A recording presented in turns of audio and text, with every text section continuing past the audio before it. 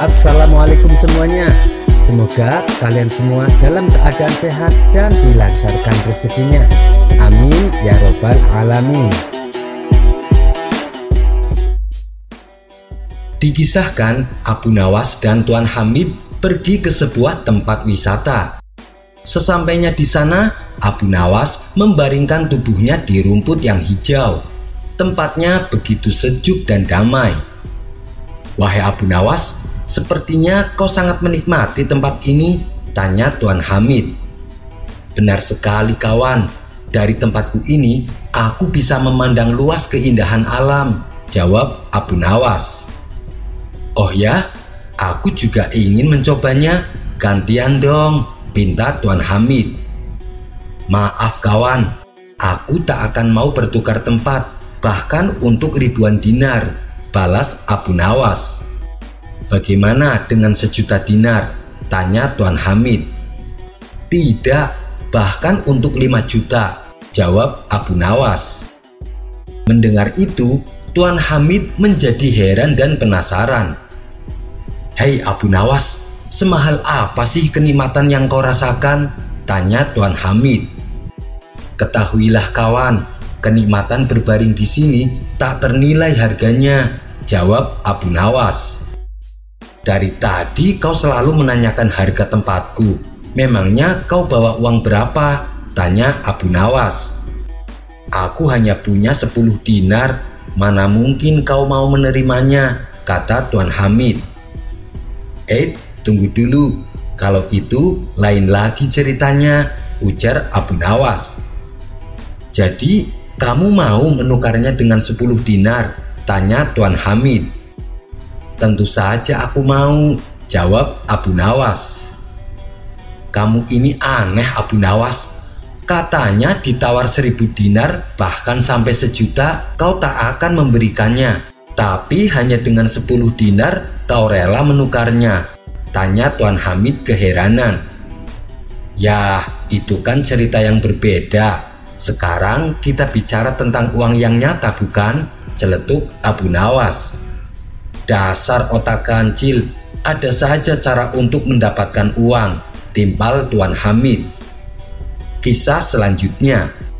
Dikisahkan Abu Nawas mempunyai teman akrab, seorang saudagar kaya yang sering bepergian jauh. Pada suatu hari, kebetulan saudagar tersebut berlabuh di negeri Irak. Ia pun segera menemui Abu Nawas selaku teman karibnya. Setelah menginap beberapa hari, si saudagar pamit kepada Abu Nawas untuk kembali melakukan perjalanannya. Ketika mereka bersalaman, saudagar tersebut melihat cincin yang melekat di jari Abu Nawas. Ia pun merasa kagum dan ingin memilikinya. Tapi kalau ia meminta secara langsung, ia malu bila disebut sebagai orang yang suka minta-minta. Akhirnya terbesit sebuah ide untuk mendapatkan cincin Abu Nawas. "Wahai Abu Nawas, sebenarnya aku merasa sulit berpisah denganmu. Hatiku selalu gelisah, sebab di dunia ini tak ada seorang sahabat pun yang paling dekat kecuali dirimu. Karena itu, berilah aku sesuatu agar aku selalu teringat padamu," kata si saudagar. "Aku tidak punya apa-apa yang bisa kuberikan," jawab Abu Nawas. "Bagaimana dengan cincinmu itu? Berikanlah padaku. Kelak kalau aku di perantauan, bila aku kangen sama kamu, aku akan selalu menatap cincin itu. Dengan begitu, aku akan selalu ingat padamu dan rasa kangenku bisa terobati," ujar si saudagar. Karena cincin itu adalah milik satu-satunya, tentu saja Abu Nawas keberatan. Ia tak mungkin melepaskannya begitu saja. Abu Nawas pun menolaknya dengan cara yang cerdik. "Wahai sobat, aku sangat terharu mendengar kata-katamu.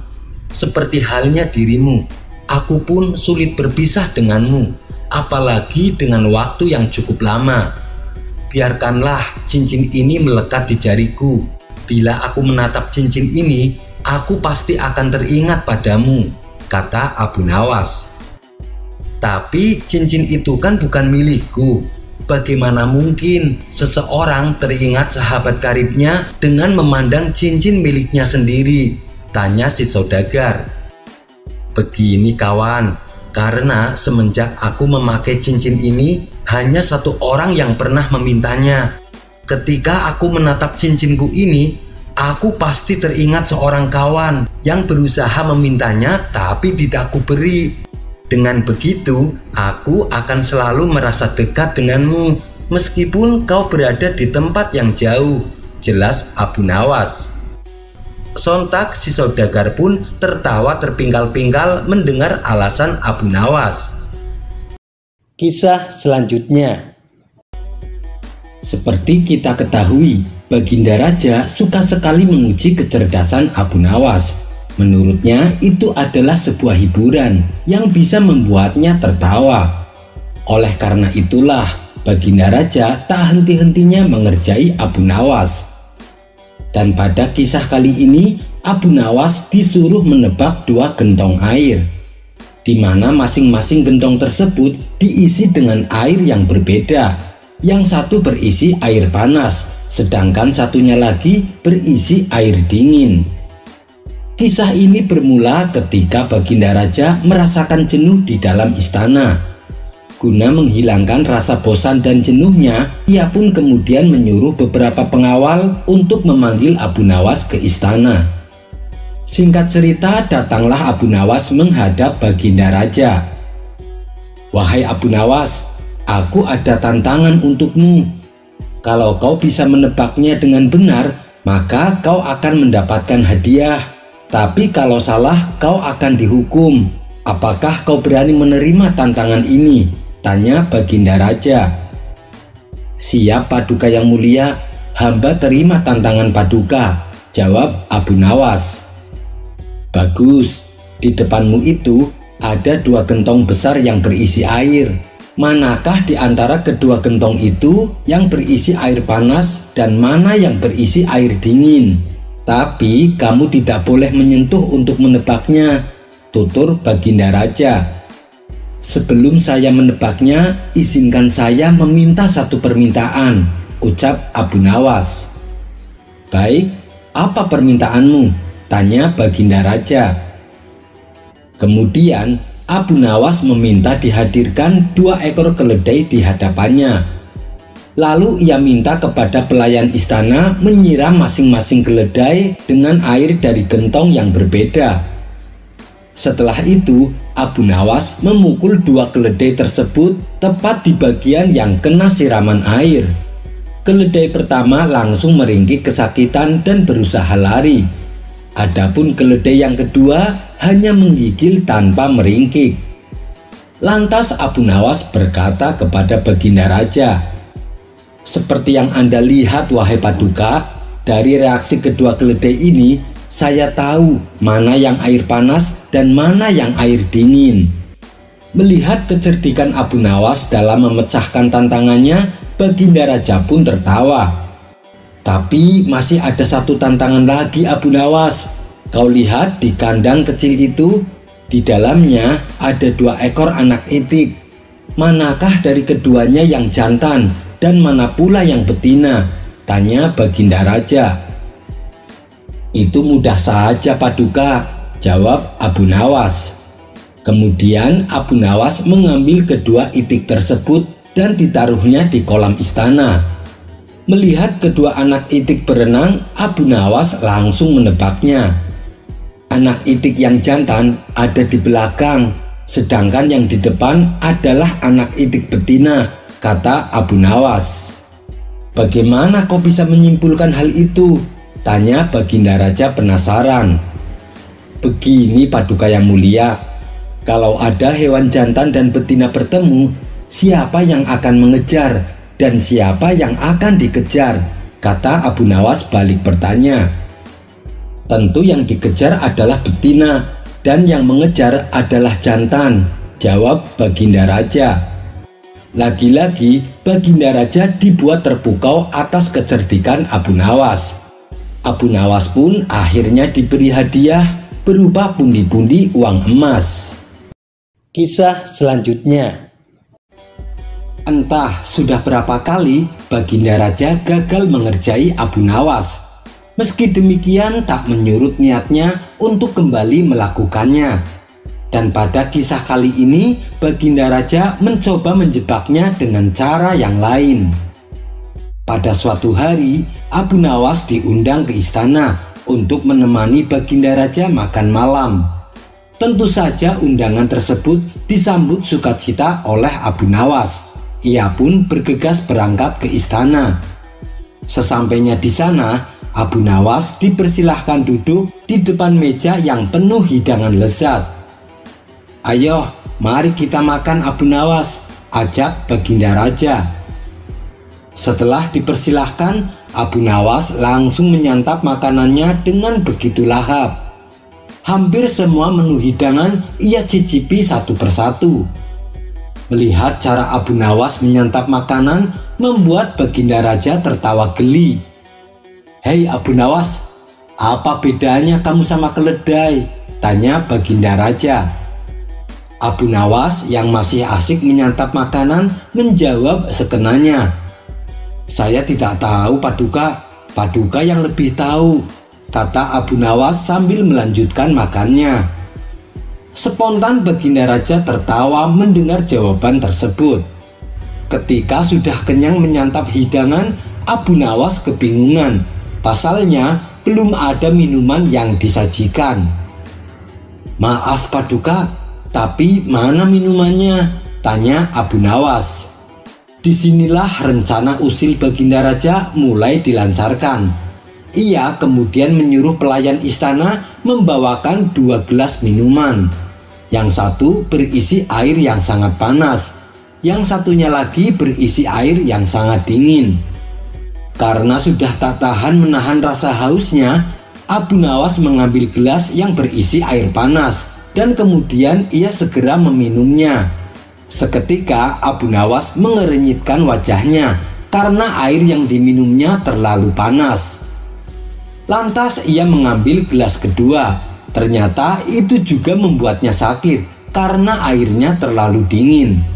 Akibatnya Abu Nawas sesekali bernafas lewat mulut untuk meredakan rasa sakit yang dialaminya. Melihat reaksi Abu Nawas tersebut, Baginda Raja kembali tertawa terpingkal-pingkal. "Hai Abu Nawas, mengapa kau minum kedua air itu? Itu kan bisa menyakitimu," ledek Baginda Raja. "Iya Paduka, kesalahan saya sama seperti yang Paduka tanyakan sebelumnya, yaitu saya tidak tahu, Paduka yang lebih tahu," jawab Abu Nawas. "Berarti kamu sama bodohnya dengan keledai," celetuk Baginda Raja. "Itu mungkin saja Paduka, tapi meski demikian ada yang lebih bodoh dari saya," timpal Abu Nawas. "Oh ya? Siapa dia?" tanya Baginda Raja sambil menahan tawanya. "Orang yang lebih bodoh dari saya, yaitu yang tidak bisa membedakan mana keledai dan mana manusia. Tidak bisa membedakan mana minuman yang membuat sakit dan mana yang tidak, sehingga dia memberikan minuman yang justru membuat sakit tamunya," jawab Abu Nawas. Baginda Raja yang sedari tadi tertawa seketika terdiam tanpa kata. Beberapa hari kemudian Baginda Raja mencoba kembali mengerjai Abu Nawas. Ia pun perintahkan beberapa pengawal untuk memanggil Abu Nawas ke istana. Karena khawatir peristiwa tempo hari terulang, Abu Nawas segera mengantisipasinya dengan membawa piring kosong dan dimasukkan di balik jubahnya. Singkat cerita, datanglah Abu Nawas menghadap Baginda Raja. Ia lalu diajak ke ruang makan dan dipersilahkan duduk di depan meja. Di atas meja tersebut terdapat macam hidangan yang sedianya akan untuk mengerjai Abu Nawas. Semua menu hidangan yang disajikan sengaja dibuat dengan rasa yang sangat pedas. "Ayo dimakan hidangannya Abu Nawas," kata Baginda Raja. Abu Nawas yang mengetahui hal itu langsung menggunakan akal cerdiknya. ia mengambil piring kosong dari balik jubahnya dan meletakkannya di atas meja. Kemudian ia berpura-pura seolah makan dari piring kosong yang dibawanya. "Apa yang kau makan, Abu Nawas? Aku tidak melihat ada makanan di atas piring," tanya Baginda Raja. "Wahai Paduka, piring ini sebenarnya penuh dengan makanan lezat, tetapi hanya dapat dilihat oleh orang-orang yang cerdas," jawab Abu Nawas. Awalnya Baginda Raja tidak percaya dengan omong kosong Abu Nawas, tapi lama-kelamaan timbul juga rasa penasaran karena cara memakan Abu Nawas begitu sangat meyakinkan, seolah-olah dia benar-benar sedang menyantap hidangan lezat. "Kalau Paduka mau, silahkan dicicipi Paduka," kata Abu Nawas menawarkan. Akhirnya dengan malu-malu Baginda Raja mengambilnya dari piring kosong dengan menggunakan sendoknya. Saat ia memakan sendok ke mulutnya, Baginda Raja tidak merasakan apapun. "Sialan, aku ditipu sama Abu Nawas," pikir Baginda Raja. Kemudian Abu Nawas mendekat dan berbisik kepada Baginda Raja. "Paduka yang mulia, tempo hari Paduka lebih bodoh dari saya. Tapi sekarang sudah agak mendingan karena Paduka bodohnya sama seperti saya karena sama-sama menyantap hidangan kosong," celetuk Abu Nawas. Spontan Baginda Raja tertawa mendengarnya. "Kurang ajar kamu Abu Nawas," ujar Baginda Raja sambil terus tertawa. Kisah selanjutnya. Suatu kali Abu Nawas bersama teman-temannya diundang mengikuti sebuah pesta di rumah seorang Yahudi. Pesta tersebut berlangsung meriah. Ada tarian hingga pentas musik. Tentu saja Abu Nawas larut dalam acara itu. Tak salah bila kelelahan kemudian menerpa Abu Nawas dan teman-temannya. Ketika para tamu telah kehausan, tuan rumah Yahudi itu kemudian menyuguhkan kopi. Masing-masing mendapatkan secangkir kopi, termasuk Abu Nawas. Dan ketika Abu Nawas akan minum, ia terkejut dan kaget karena tanpa sebab tiba-tiba ia ditampar oleh Yahudi itu. Namun suasana gembira menjadikan Abu Nawas tidak menghiraukan hal tersebut. Rasa haus pun semakin dirasakan oleh Abu Nawas. Ia kemudian akan meminum kembali kopi yang dihidangkan tadi. Kejadian serupa datang. Abu Nawas kembali ditampar. Tentu saja ia kelabakan. Dan ternyata tamparan tersebut berlangsung berkali-kali setiap Abu Nawas akan meminum kopinya. Sampai-sampai Abu Nawas tidak sempat meminumnya hingga pesta berakhir. Ketika dalam perjalanan pulang, Abu Nawas menggerutu. Jahat benar kelakuan Yahudi itu, main tampar seenaknya saja. Padahal dia sendiri minumnya seperti binatang. Kelakuan seperti itu jangan sampai dibiarkan berlangsung di kota Baghdad. Abu Nawas kemudian memutar otak untuk memberi pelajaran kepada tuan rumah Yahudi itu. Keesokan harinya Abu Nawas datang ke istana untuk menemui Raja Harun al-Rasyid.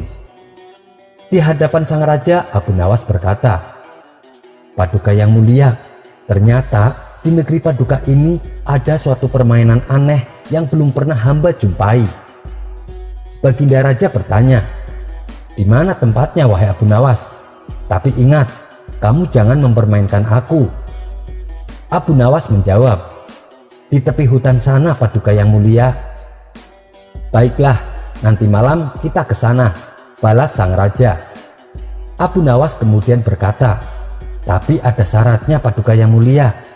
Paduka yang mulia harus memakai baju seperti rakyat biasa dan kita hanya pergi berdua saja supaya tidak menimbulkan rasa curiga." Tentu syarat ini malah menimbulkan kecurigaan Baginda.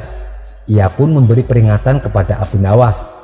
"Hei Abu Nawas, kamu jangan mempermainkan aku.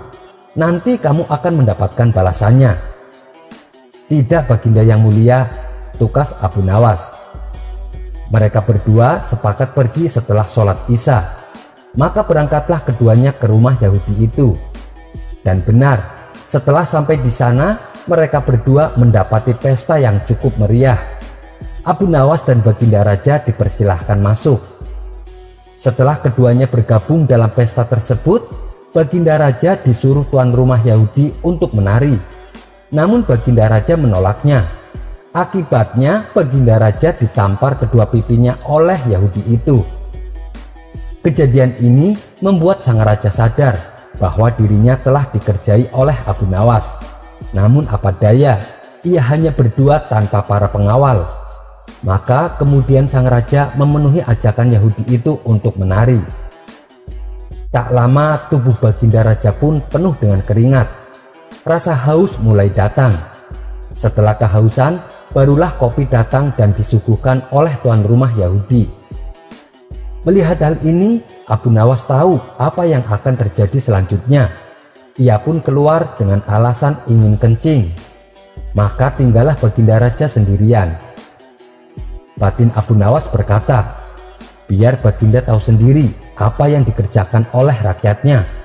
Salahnya sendiri. Kenapa tidak pernah tahu apa yang sesungguhnya terjadi pada rakyatnya? Ia hanya percaya pada laporan para menterinya. Sementara itu, Baginda Raja yang ditinggal sendiri merasakan hal yang sama dengan Abu Nawas. Tatkala akan minum kopi, Baginda Raja ditampar oleh Yahudi itu. Begitu juga ketika akan meminumnya kembali. Maka tamparan kedua mendarat di pipi Baginda Raja. Namun Baginda Raja hanya diam saja. Sesaat kemudian Baginda Raja melihat Yahudi itu minum seperti binatang, yaitu dengan menghirupnya sambil ketawa-ketawa. Apa boleh buat, aku seorang diri dan tak mungkin melawan Yahudi sebanyak itu, ucap Baginda Raja dalam hati. Setelah larut malam, Baginda Raja kemudian pulang ke istana dengan berjalan kaki seorang diri. Abu Nawas benar-benar kelewatan. Akan aku balas nanti, gumam Baginda dalam hati. Keesokan harinya, Baginda memerintahkan prajurit untuk memanggil Abu Nawas.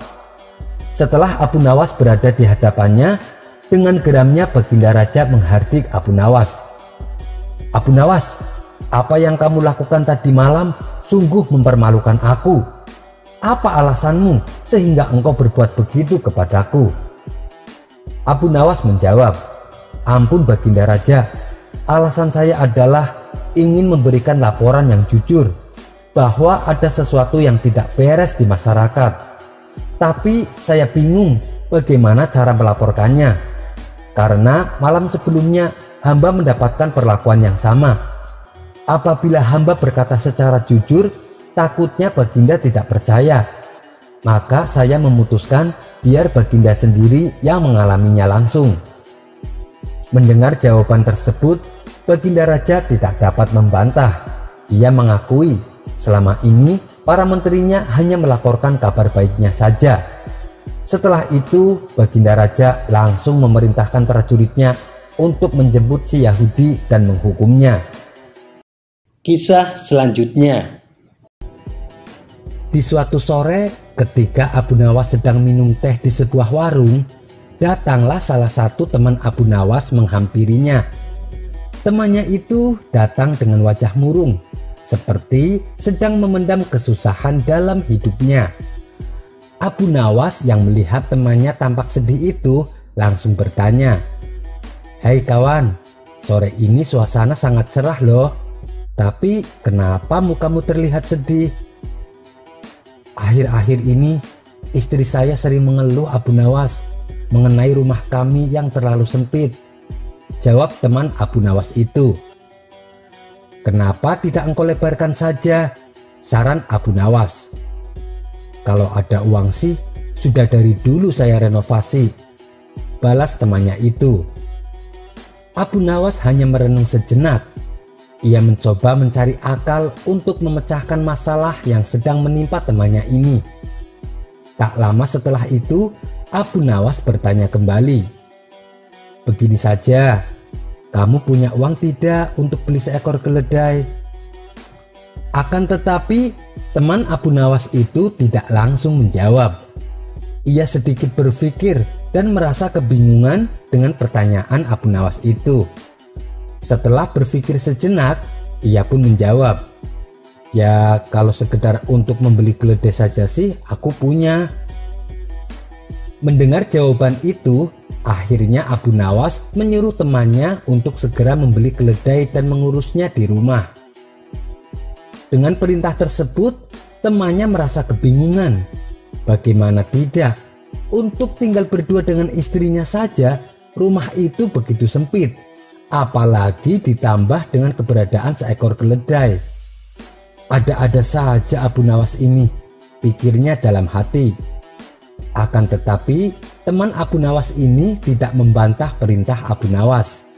Ia percaya jika Abu Nawas selalu bisa menyelesaikan berbagai masalah. "Baiklah, saya akan membeli seekor keledai dan membawanya ke rumah," kata teman Abu Nawas. Sesuai dengan perintah Abu Nawas, ia langsung membeli seekor keledai dan membawanya ke rumah. Hal itu tentu membuat sang istri terkejut saat melihat suaminya datang membawa keledai. Istrinya menganggap jika yang dilakukan suaminya itu sudah kelewatan dan menganggapnya seperti orang gila. Mengetahui istrinya marah-marah kepadanya, teman Abu Nawas itu pun semakin bingung. Ia kembali mempertanyakan sebenarnya apa tujuan dari saran Abu Nawas ini. Keesokan harinya, ia kembali menemui Abu Nawas. Ia pun langsung menceritakan apa yang sudah terjadi dengan istrinya. Mendengar cerita temannya itu, Abu Nawas malah menyarankan untuk kembali membeli seekor kambing. Temannya itu pun semakin bingung dengan saran Abu Nawas ini. Seekor keledai saja sudah sangat merepotkan, apalagi jika harus ditambah seekor kambing. Namun, temannya itu kembali tidak membantah perintah Abu Nawas. Ia langsung membeli seekor kambing dan kembali membawanya ke rumah. Setibanya di rumah, istrinya kembali marah. Kali ini, istrinya tidak bisa berkata apa-apa lagi tentang perilaku aneh suaminya itu. Seperti biasa, keesokan harinya ia kembali menemui Abu Nawas dan menceritakan tentang apa yang terjadi. Akan tetapi, Abu Nawas justru kembali memberi saran kepada temannya itu untuk membeli seekor angsa. Temannya itu tidak bisa mengelak dengan perintah Abu Nawas, karena ia masih yakin pasti ada sesuatu di balik perintah Abu Nawas yang membuat dirinya akan merasa nyaman. Ia pun kembali ke pasar untuk membeli seekor angsa dan membawanya ke rumah. Merasa lelah dengan tingkah laku suaminya itu, sang istri hanya diam dan tertunduk lesu. Keesokan harinya, ia kembali menemui Abu Nawas dengan muka yang kusam. Tampaknya ia sudah tidak betah hidup dengan hewan-hewan peliharaannya di rumahnya. Ia kembali meminta saran kepada Abu Nawas. Kali ini Abu Nawas hanya tersenyum melihat muka temannya yang kusut itu. Kemudian ia berkata, "Berapa uang yang kau miliki sekarang?" tanya Abu Nawas. "Sekarang saya sudah tidak ada uang sepeser pun," jawab temannya itu. "Baiklah, sekarang juga pulang dan jual keledaimu itu," perintah Abu Nawas. Hingga pada keesokan harinya, setelah dia menjual keledainya, dia kembali menemui Abu Nawas. Namun kali ini ia datang dengan muka yang sedikit lebih cerah. Abu Nawas pun bertanya, "Bagaimana keadaan rumahmu sekarang?" "Alhamdulillah Abu Nawas, setelah keledai itu kujual, rumahku sekarang sedikit lebih lega," jawabnya ceria. Abu Nawas lalu kembali berkata, "Nah, sekarang kamu jual kambing dan juga angsa itu," perintah Abu Nawas. Segera saja ia langsung menjual kambing dan angsa itu di pasar. Keesokan harinya, ia kembali menemui Abu Nawas dengan muka yang sangat sumringah, tanpa ada sedikit beban yang terlintas di wajahnya. Melihat perubahan wajah pada temannya itu, Abu Nawas bertanya, "Bagaimana keadaan rumahmu sekarang?" tanya Abu Nawas. Alhamdulillah Abu Nawas, aku dan istriku sekarang bisa tidur dengan tenang. Rumah kami terasa begitu nyaman Abu Nawas, balas temannya itu. Ya syukurlah kalau begitu. Begini wahai kawan, sebenarnya sempit tidaknya rumah yang kamu tempati itu terletak pada rasa syukurmu, bukan pada besar kecilnya rumahmu, kata Abu Nawas memberi nasihat. Temannya itu pun lalu mengucapkan terima kasih kepada Abu Nawas karena telah menyadarkan betapa pentingnya menanam rasa syukur dalam kehidupan. Sekian dulu perjumpaan kita kali ini. Sampai bertemu lagi di kisah selanjutnya. Terima kasih yang sudah subscribe dan setia menonton channel ini. Wassalamualaikum warahmatullahi wabarakatuh.